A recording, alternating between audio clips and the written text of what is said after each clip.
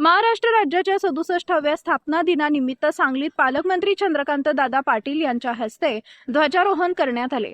यावेळी जिल्हाधिकारी मैना घोष, पोलीस अधीक्षक तुषार दोशी, जिल्हा परिषदेचे मुख्य कार्यकारी अधिकारी विशाल नरवाडे, महापालिकेच्या आयुक्ता संजिता महापात्रा, महापौर धीरज सूर्यवंशी यांच्यासहित लोकप्रतिनिधी आणि विविध क्षेत्रातील मान्यवर उपस्थित होते। यावेळी पोलीस दल, होमगार्ड, अग्निशमन दल तसेच एनसीसी दलाकडून संचलन करण्यात आले। यावेळी पोलीस पदकप्राप्त पोलीस अधिकारी, अंमलदार तसेच विविध क्षेत्रात कामगिरी करणाऱ्या मान्यवरांचा सत्कार करण्यात आला।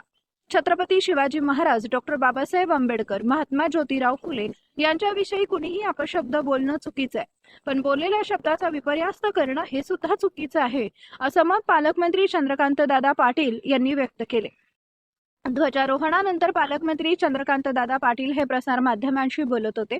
काही जणांच्या दबावामुळे एनसीईआरटीनं नकाशामधून मराठा साम्राज्याचा इतिहास काढला, हे निषेध व्यक्त करणार आहे, असंही पालकमंत्री चंद्रकांत दादा पाटील यांनी सांगितलंय।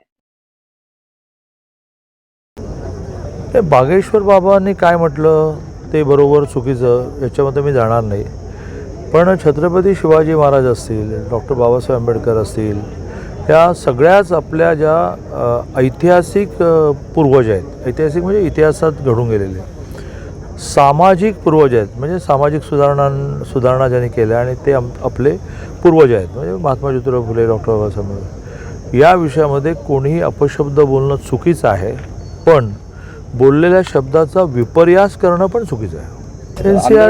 एनसीईआरटीच्या मराठा साम्राज्याचा नकाशा त्यांनी इतिहासातून काढला, काही जणांच्या प्रेशरमुळे अत्यंत निषेध व्यक्त करावा असा आहे।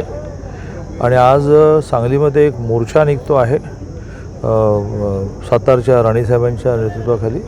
मी स्वतः पालकमंत्री म्हणून त्या मोर्चाला निवेदन स्वीकारण्यासाठी सामोरं जाणार आहे।